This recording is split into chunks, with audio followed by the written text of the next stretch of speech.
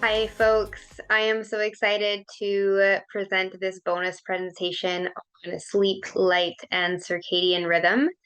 I think we all, on some level, know how important sleep is, but when we're talking about sleep hygiene, we're actually talking about our entire 24-hour cycle of existence and how that relates to every single system in our body and if it's performing optimally or not.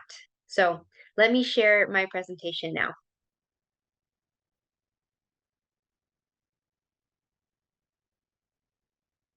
Okay,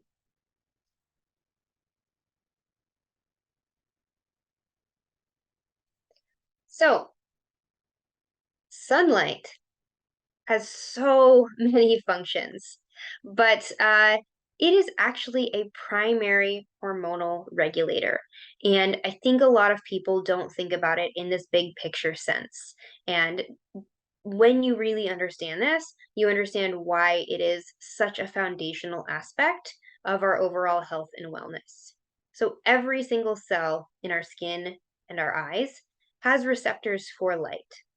And this light sends a chemical message to every other tissue in our body to tell it what time it is. So, we have this intimate relationship with light in our environment. When we are exposed to sunlight or a lack of sunlight, right, that would be naturally at night, this basically corroborates to the body what time is it?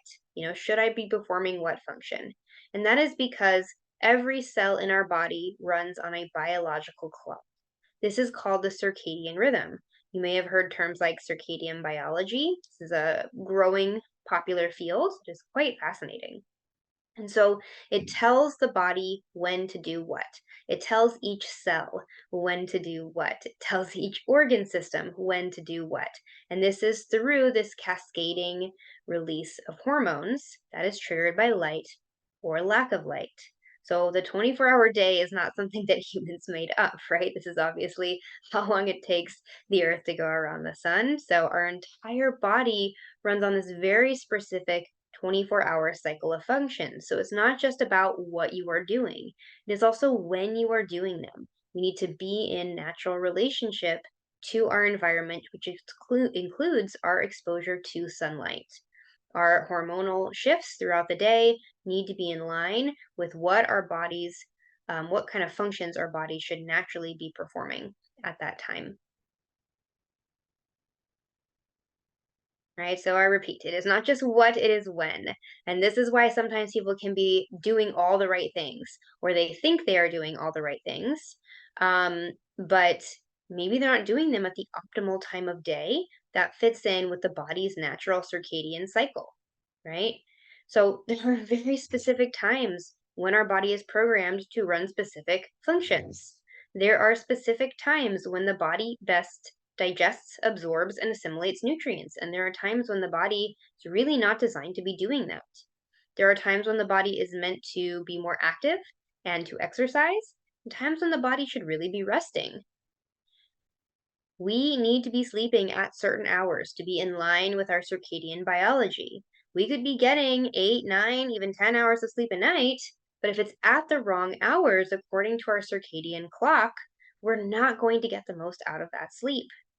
There are times when our body is supposed to be detoxifying, right? And eliminating waste. And if we miss those windows, we may not be doing that as optimally. There are times when our body is going to be repairing damaged tissue. And again, if we are not resting during those times, we're going to miss that window. And there is a normal uh, shift of hormone and neurotransmitter production throughout the day that must be stimulated by not only appropriate activities at the right time, but the correct exposure to light and dark. So, I love this Chinese medicine circadian clock, and I do want to give the caveat that I am not trained in Chinese medicine. That is a whole modality that I know actually very little about. Obviously, people spend years and years and years getting trained in this, but I do use the circadian clock in that is from Chinese medicine because it has been developed over thousands and thousands of years of study and observation. I think it's a good chance that those folks knew what they were talking about when they designed this. And also, I really see this corroborated by modern science and then also my own clinical observations. So I think it is very sound. And basically, what it says is that different organ systems are active at different times of the day, right? So we can start in the morning, and really it helps us know what we should be doing at each time, because not only is this cycle stimulated by our exposure to light and dark in the natural world, but it's also dictated by what organ system is most active at that time. And so the body kind of cycles through, and each organ system is going to be more active at a different time in a 24-hour cycle. So 5 to 7 is really when we should wake up. And this is because this is when our large intestine is most active, and our large intestine is a detox organ.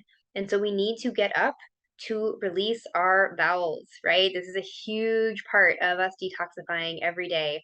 All of our waste and everything we've detoxed overnight needs to be released in the morning. And so 5 to 7 is when you should be waking up.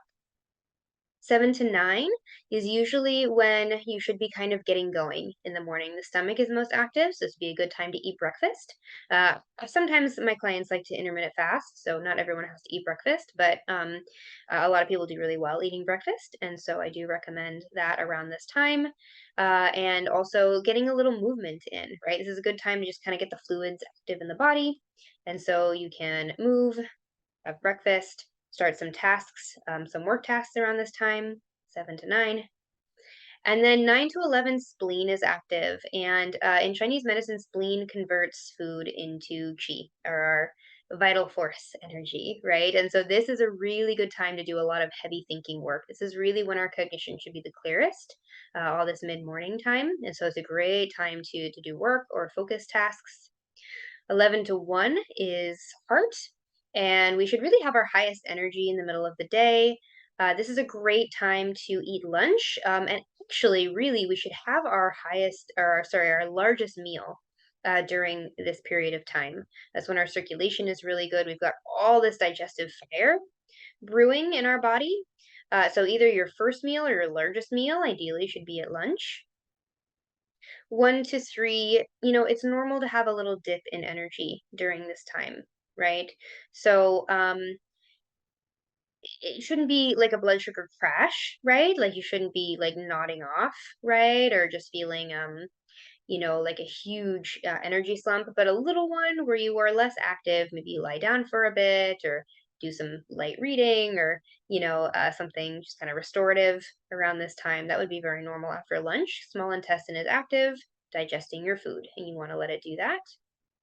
3 to 5, bladder is active. So this is where water element is going to be really high and it's going to be more energy restored, right? So you might want to make sure you're hydrated during this time, drink some water, get some electrolytes.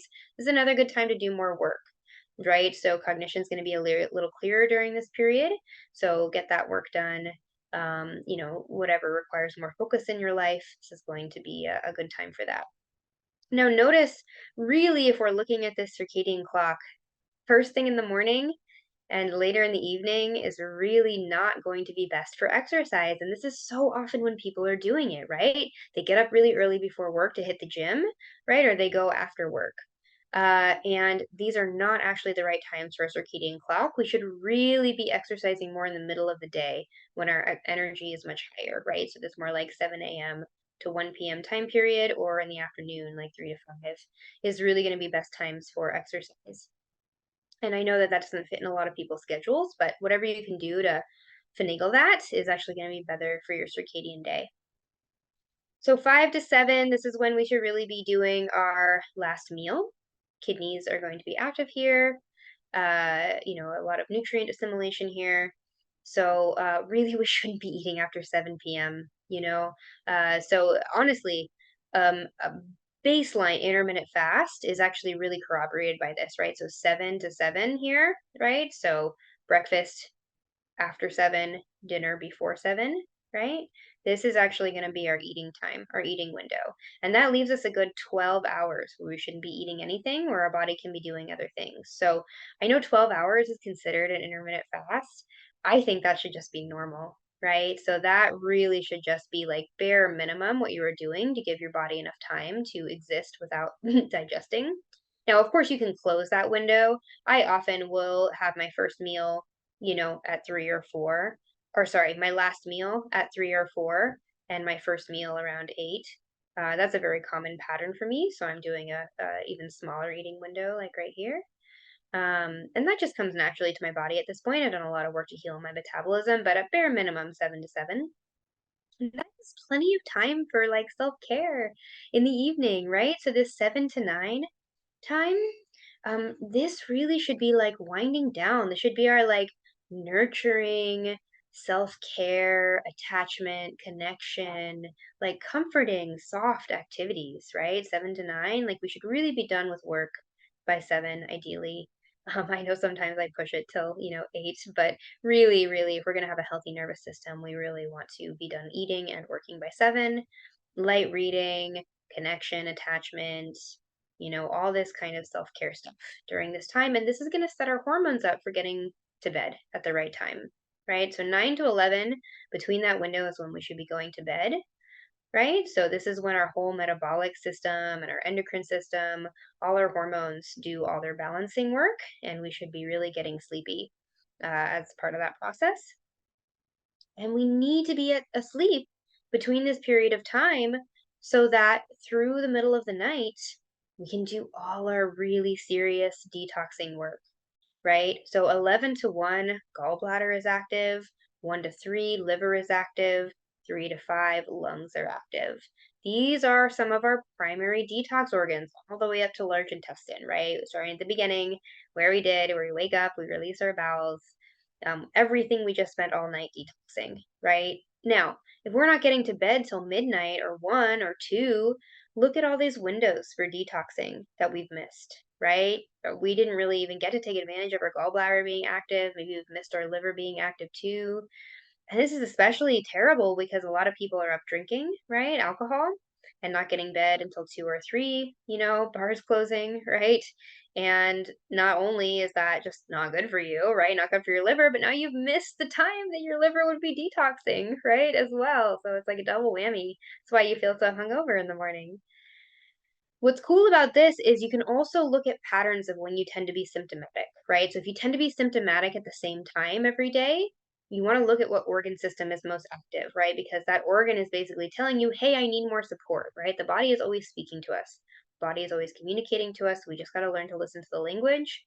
And most often, what I hear people say is either I'm waking up between, 1 and 3. That's what I hear the most. And it's because liver, right? This is our primary detox organ, and most of us are so toxic. Our liver is working so hard, it's waking us up, right? It's incredibly active and it's waking us up. So we need more liver support, right? So look at all my videos on detox. I have a whole chapter in my book. Or lungs, right? 3 to 5. I would say this is also a detox issue, but you need to really work on breath work, right? So my posture breath alignment section in my book, I don't know if I'll have it up by this time, but I will have another video up on alignment and posture, and I have a whole chapter in the book on movement. So yeah, but if it's the middle of the day, right? Like, oh, I always tend to have symptoms spike at 2 p.m. or 3 p.m. Well, that indicates you need to work on your gut health more, right? Small intestine, maybe there's small intestinal bacterial overgrowth, right? So whatever it is, it can give us clues. So it's really important to know about this. Right.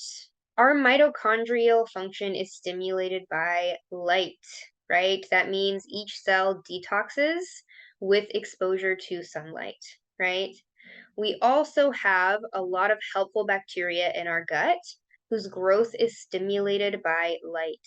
And by light, I'm not talking about the LED lights we flip on in our homes. I'm talking about actual natural wavelengths of light, which are not mimicked by indoor lighting, right? So it has to be sunlight. This is why if you read like old school GAPS content, right? If you are following like the OG GAPS protocols, right, that Dr. Natasha wrote, sunbathing is a non-negotiable part of the protocol. You have to get out in the sun, especially during that peak solar noon time. Now, it doesn't have to be hours and hours, right? We don't have to get sunburned. That's not good for us either, right? But at least 20 minutes, right? If you have a healthy fatty acid balance, right? If you're eating only healthy fats, you should easily be able to tolerate 20 minutes without getting a sunburn. And if you can't, or you have histamine issues or heat intolerance, just start where you can. If you can only do a minute, start with that and work up. So, some basic things to think about when you're trying to work on your circadian health. For your morning routine, we should really be waking up between 5 and 7. Really, I put 8 here to give you a little more wiggle room, right? Because I know a lot of people who have trouble getting up in the morning. This is like a tall order when I tell them their wake up time. They're like, oh my gosh, I don't know if I can, right? So if you have really disrupted circadian rhythm, then this is going to be hard at first, but you've got to just rip off the band-aid and just do it. Honestly, because we set our next 24-hour circadian cycle by what we do in the morning, right? So if you start off your day sleeping in until 11, you're going to disrupt your entire next 24 hours of your circadian cycle. So better, even if you didn't sleep well the night before, to just rip the band-aid off and get up as early as you can. Seeing the sunrise with your own eyes does help set up your hormonal pattern for the next 24 hours. But at minimum, you do want to get some of the infrared rays. And these are the rays that happen, long before solar noon, which is more of the UVB rays, right? The dangerous ones, right? But that actually are really important for vitamin D and all that kind of stuff. So infrared won't give you vitamin D.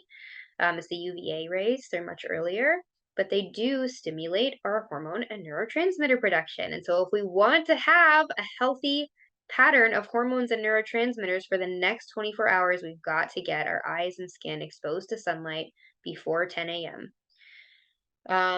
You cannot do this with a hat on, with glasses on, with contact lenses in, or behind a window. So it's not enough to just sit behind a window and look up at the sky. You've got to get outside. Now, if you have extreme fatigue or you're, not mobile because of your illness, you can open a window, right? It's like you could open the glass and sit next to it. I've had some folks with really bad fatigue or who lived in apartments and couldn't get down easily. Just do that. You got to bundle up when it's winter, but it will work. So do whatever you have to do. Yeah, as much as you can, daytime exercise, right? Not first thing in the morning, not last thing before you go home. Avoid naps if possible. You have to lie down for a bit, I mean, the siesta, right? This is like a cultural practice. It's totally fine, right? Totally normal in human society, but a lot of times you're not like completely falling into a deep sleep. You're just lying down and resting so you digest your lunch really well.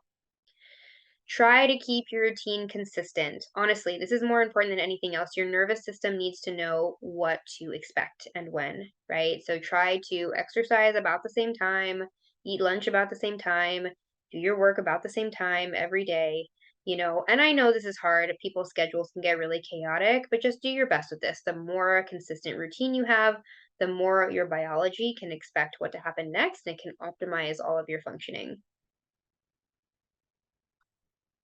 So yeah, ideally we don't want to eat after dark. Now, in some regions it gets dark so early during the winter that this is really tough, right? So yeah, don't worry about it too much. If it's getting dark at like 3 p.m. or 4 p.m. where you are, you can eat after. But certainly not after 8 p.m. Ideally, really not after 7 p.m., right? And this gives our metabolism enough time to focus on the things it needs to do overnight. We don't want to be digesting our food still when we're falling asleep. If you're having really bad blood sugar dysregulation issues, obviously you should be working on that through some of the nutrition protocols, that are in my book or in my mini courses. But you know, if you need to have a small snack before bed and often even a cup of broth, right, or a little bit of butter with some honey, that's a common GAPS method of managing your blood sugar is butter and honey. So you can do something small like that right before bed if you really need to manage your blood sugar, but ideally you should be working towards this cutoff time. Now, this is so important. You've got to dim your lights in the evening. We evolved in natural light exposure, right? If you think about human evolution, right? 300,000 years, at least. And that's just modern humans. That's not even our pre-human ancestors. Uh, Only dark skies, and natural light, right? No artificial lights. This was only in the last couple hundred years. And now with electronics, this has exploded. So we have to think about how much blue light we are getting all throughout the day and night that we never were exposed to before. And our cells cannot keep up with these changes, right? So our cells are so confused right now with all this exposure to light. So we really have to be mindful that if we have lights on past 7 or 8 at night, now in some places in the summer it's light till 9, 10, 11 at night, so there's some natural ebb and flow with the seasons, but overall, we really need to be exposed to dark at least 2 hours before we go to bed, right? And so you should be having lamps or dimmers in all your rooms at least. I mean, if you really want to go old school, use candles, right? Or lanterns or have a fire. The natural light from flames does not disrupt our circadian rhythm, right? So you can sit in front of a campfire, and that's why you sleep so well that night when you go camping, right? Or if you have lanterns or if you have candles, it's not going to disrupt your circadian rhythm. It is the artificial lights that do. So you could have, red light bulbs, you could have orange light bulbs, you could have natural flames, but you cannot have overhead lights on at night if you want healthy hormones. It just will not. Now, you do have to be mindful because even if you do all those things right, then you go to open the fridge because you're like, oh, I gotta take meat out to defrost in the morning. I've never done that, right? And then you open the fridge and it's like, boom, you get blared with blue light, and now your body's like, what? Is it noon? Right? And your cells get very confused. So, same thing with bathroom lights. A lot of people just mindlessly flip on the bathroom light when they go to the bathroom.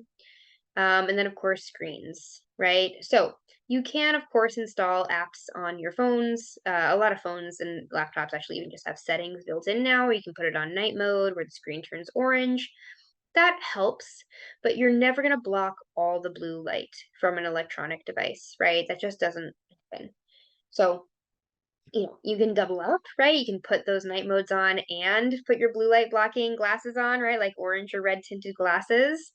That will give more protection, right? And so I usually tell people if they want to listen to a podcast or turn on music, late at night, like make sure you have the filter on, make sure you have your glasses on. It'll help, but you don't want to sit there staring at it and scrolling, right? That's not going to be good for your circadian rhythm. Um, Really, you want to do things ideally without a screen at all, 1 to 2 hours before you go to bed. Please do not save stressful or emotional conversations for nighttime. Don't watch the news. Don't scroll on social media. Don't watch stressful media, right? No action films or horror films or true crime. This should be that self love time, right? That comforting connection time. So, maybe you could listen to some stand up comedy or watch a romantic comedy or read poetry, right? You could do something really light, but ideally don't watch a movie right before bed at all, right? Because of the blue light. But if you're going to consume some kind of media, like make it lighthearted, right? We need to really set up our hormones for a calming evening so you can get into those deep states of sleep and you can optimize your detoxification overnight.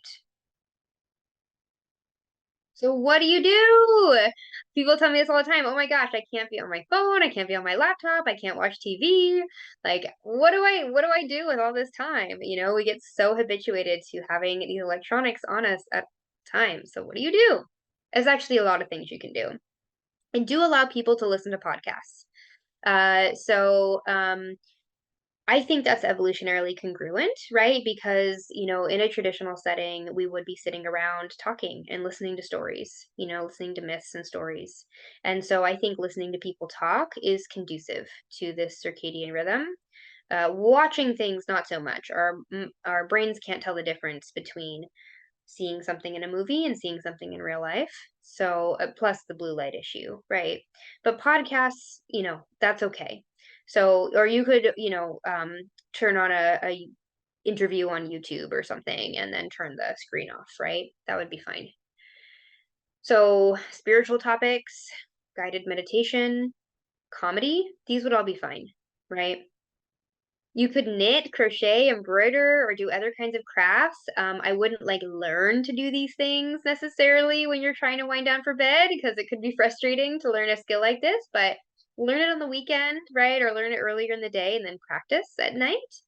That would be great. You can color, you can collage, you can doodle, you can draw. Doesn't have to be good, right? You're just doing something that's calming and relaxing and mindless.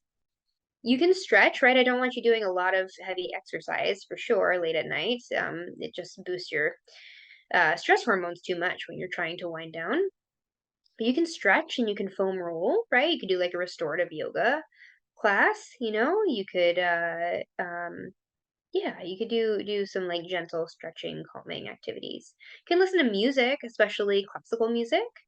You can meditate, you can visualize, you can gratitude journal. You can even write poetry, right? Or make lists of goals or things that inspire you. Or, I mean, you can get really creative. There's so many things you can do that are going to be in line with what we are trying to get our hormones to do at this time.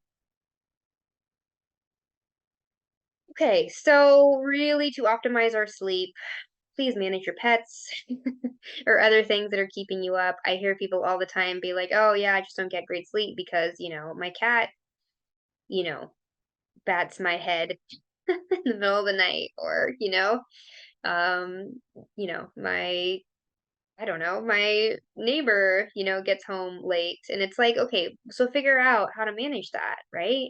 Don't just let it disrupt your sleep. Like, you've got to take control of your environment, right? So if you have to lock your cat in a other room, at night, they will adjust. You need your sleep. If you need to move your bed so it's not against the wall, where you're hearing your neighbor get home late, like move your bed to another room. Like there's no rules here. Like, make your own reality, make it work for you. Blackout curtains are really important, especially if you live in a city. Man, it's amazing. I just moved to a house that has a big street light outside the bedroom window, and the difference in my sleep quality before I got blackout curtains and after they came in the mail, after I ordered them, was like night and day. Don't use a nightlight. You don't really even want an electronic clock. You don't want any lights in your room. It needs to be pitch black. Use a sleep mask if you need to. Use earplugs or a white noise machine so you don't get woken up in the night, especially again if you live in an apartment building or in a house with a lot of people.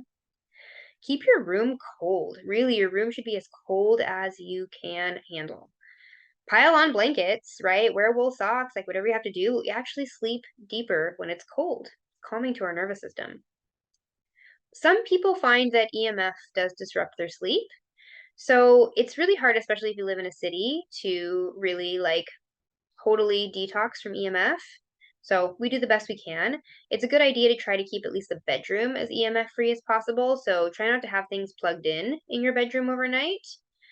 Don't have like a Wi-Fi router in your room overnight. Don't charge your phone, right, in your room overnight. Leave your phone in another room if you can, right? Just get like a um what do they call it? Manual clock? Is that what they call it? I don't even know what they call a clock that's not digital. Um, Yeah, so at least turn your devices on airplane mode. You could just unplug your Wi-Fi router at night. That would be amazing, right? But at least turn devices on airplane mode. Yeah, try not to have like a Google, home device or other things like that that run on Bluetooth. Try to keep those kind of things out of the bedroom at least. Okay, so that is my presentation on light, sleep, and circadian rhythm. I hope it was helpful to troubleshoot sleep problems you might have and to optimize your healing even more. Again, we can be doing all the right things, just doing them at the wrong times. And so this can definitely be a misstep in your optimal healing recovery. I do go over this in detail in my book, whole chapter on sleep and sleep hygiene. So please check that out. And I'll talk to you again soon.